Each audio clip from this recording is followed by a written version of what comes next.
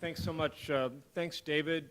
Thanks to Admiral Blair and Dan Bob at the Saskia Peace Foundation, Mr. Ambassador. I'm really delighted to see so many young people in the audience this afternoon joining longtime veterans. I think it's in a very important moment to educate more and more Americans about events in Myanmar and the significance for U.S. interests in Southeast Asia.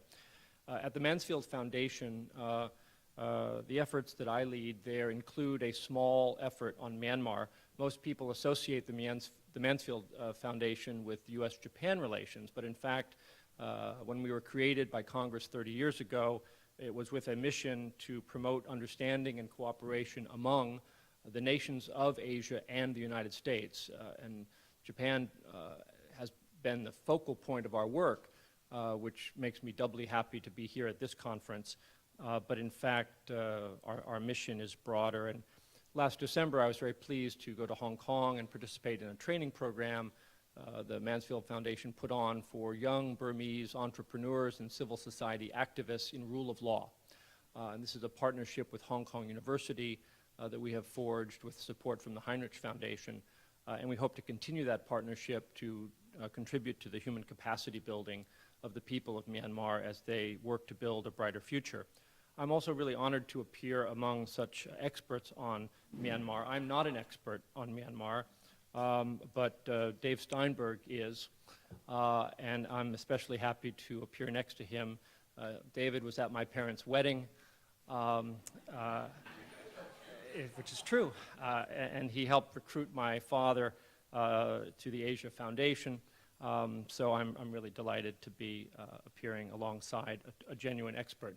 Ambassador Mitchell told us we should avoid rose-colored glasses and dark-colored glasses. I'm red-green colorblind, so I don't have rose-colored lenses. And I used to be farsighted, but now I have trifocals. So I will try to see Myanmar without either rose-colored or dark-colored glasses. I want to telescope out a little bit.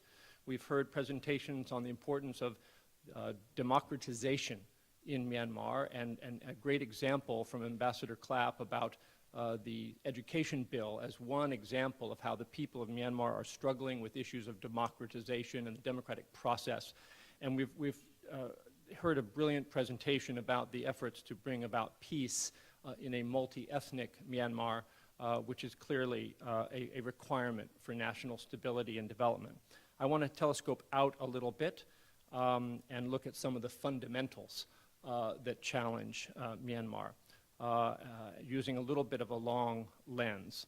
Now, it was J.S. Furnival.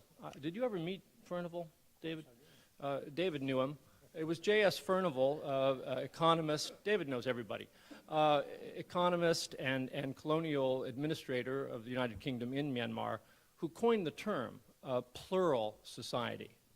And he defined it this way: a plural society is a medley of peoples who mix but do not combine, each holding to their own religion, culture, language. Plural society is peoples living side by side within the same political unit. And this was very different from a pluralistic society like the United States. We are a multi-ethnic, multiracial, multicultural, multilinguistic nation, but we are pluralistic. We are not, under Furnival's definition, a plural society. And the reason this is important is because Furnival felt, and his theory is not by any means universally accepted, but nonetheless an influential theory, Furnival felt that a plural society was extraordinarily difficult to govern, that essentially it needed to be governed with some external force because of the difficulty of the peoples living in a plural society to forge a common national identity. And I would say that whether you believe Furnival was right or wrong, it's undeniable that Myanmar continues to struggle with the conditions that Furnival described, attempting to forge a national consensus, a national sense of purpose in a multi-ethnic, extraordinarily diverse country. I got a taste of that diversity on my second visit to Myanmar in 1997.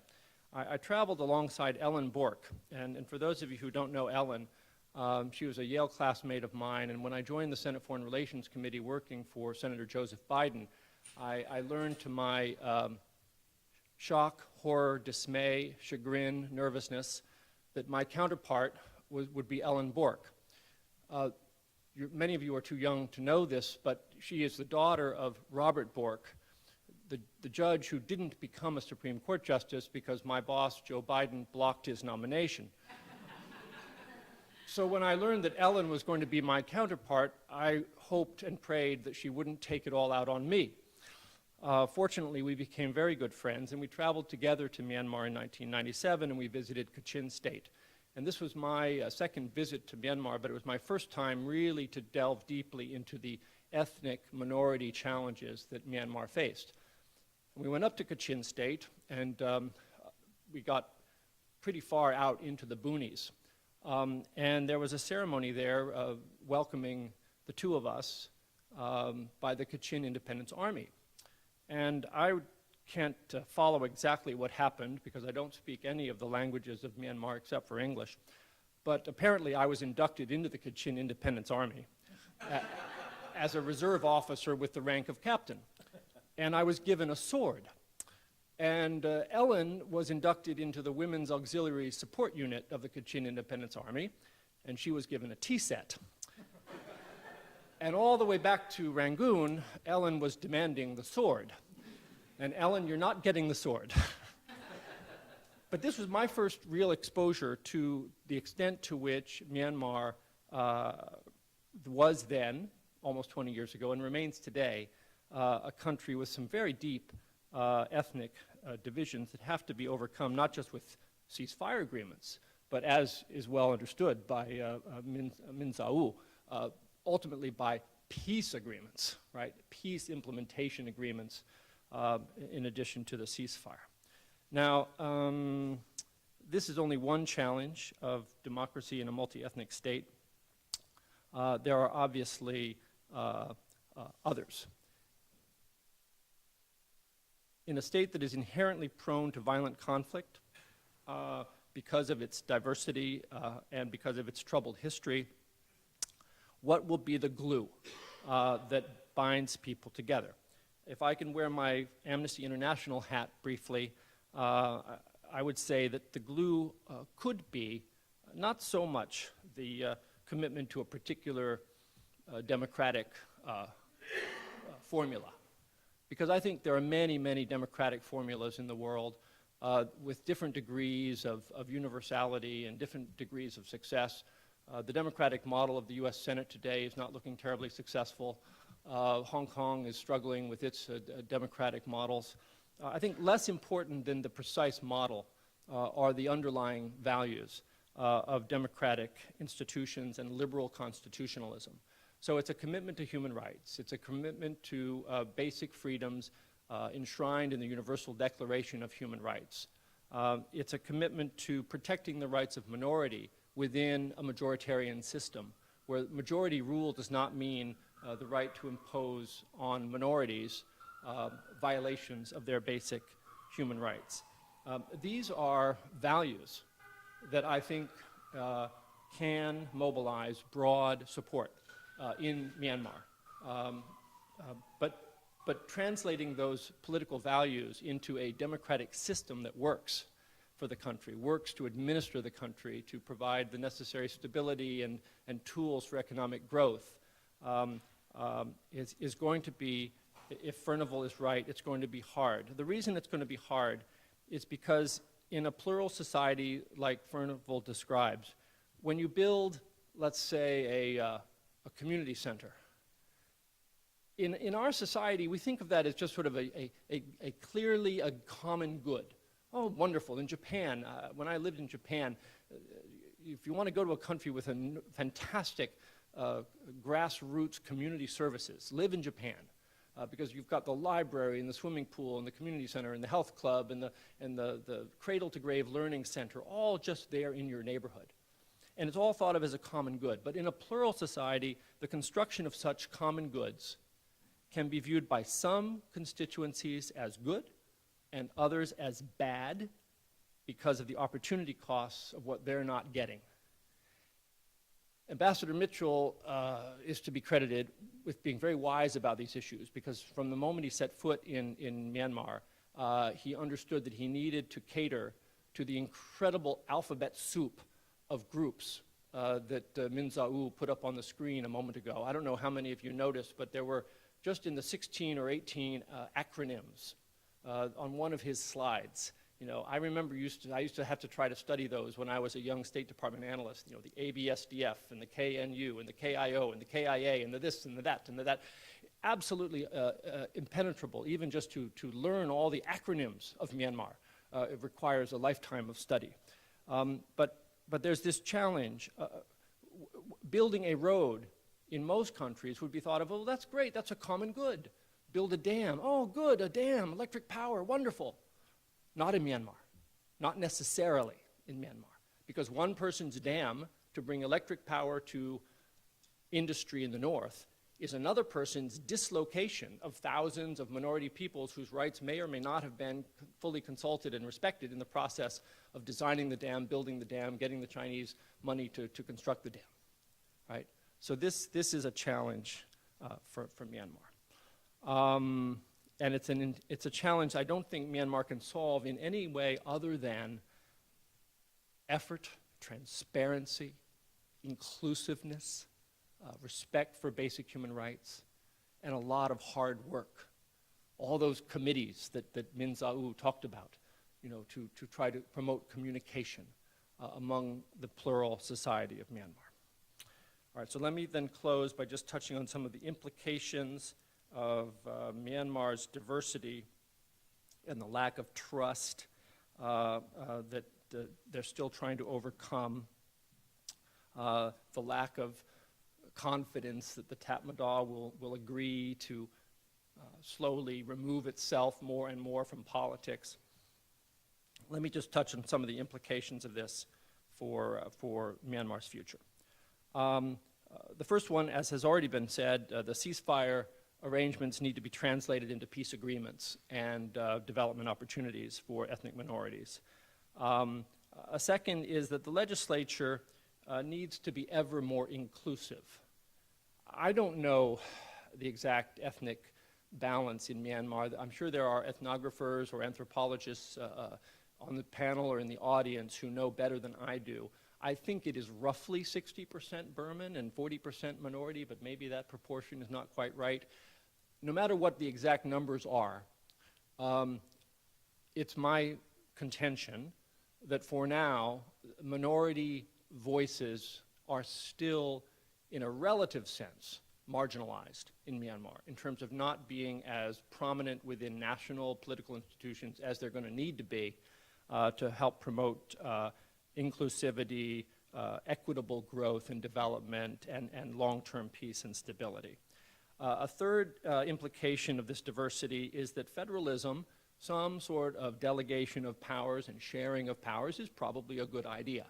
But getting the balance right between a federal system with strong, independent, or autonomous provincial and municipal level governance structures and hanging on to national unity in the face of this diverse country, well, that's where the rub is, right? I mean, that's where the real hard work happens. And I don't know exactly what the balance should be, and the people of Myanmar are going to have to figure it out for themselves. I think the final implication of this is that the commitment to human rights needs to be strengthened through education, through continued reinforcement of civil society, through continued outreach to the military in terms of training and capacity building on human rights. But there's a piece of it that is going to be a challenge, and that's the question of accountability. Right? When I worked for Amnesty for 2 years, one of Amnesty's strong principles is this idea of accountability for human rights violations. It's why Amnesty thinks that if you believe that waterboarding is torture and you believe the US government waterboarded people and that torture is outlawed by international convention and US law, that perhaps someone ultimately ought to be held accountable for that violation and not just pledging not to do it again. It's a good start to pledge not to do it again. That's a necessary first step. And Myanmar has taken important strides in improving the human rights conduct of the armed forces and the government.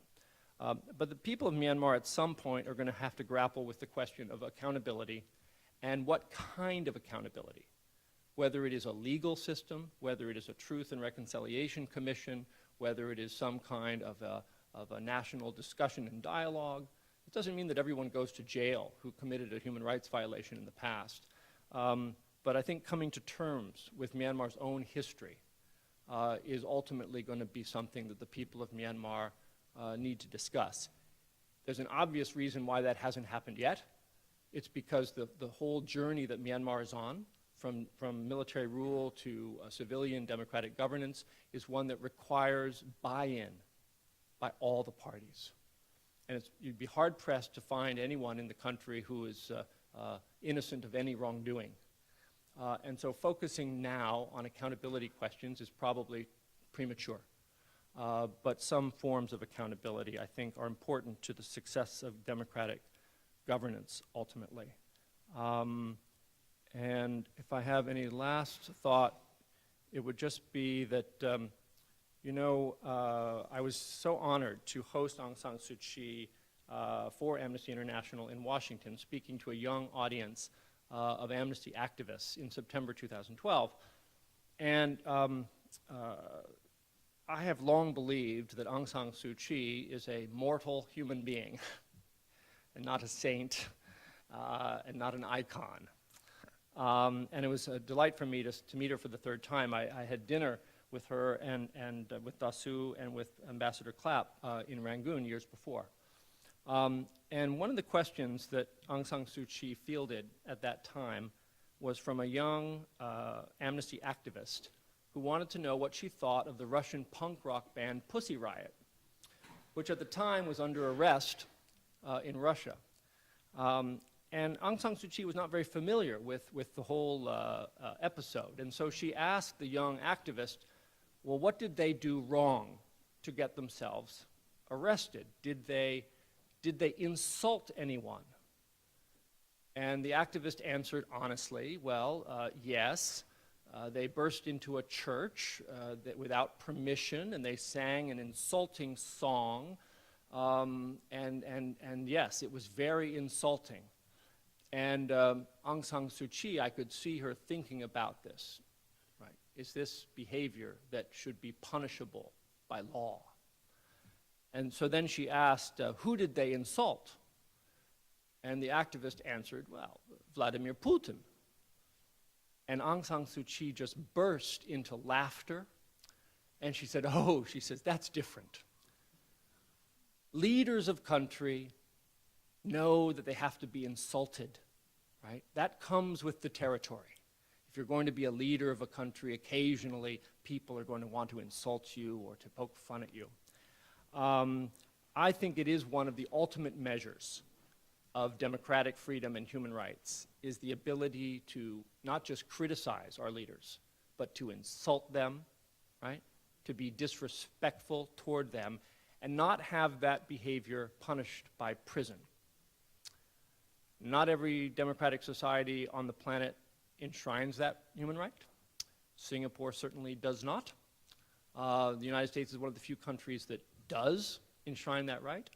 I think as we watch Myanmar's progress, the ability of its leadership to have a thick skin and to accept the insults that come with leadership will be an important measure that we might want to keep our eyes on. It's certainly something I'll be watching and that I would invite you all to watch as well. Thank you, David.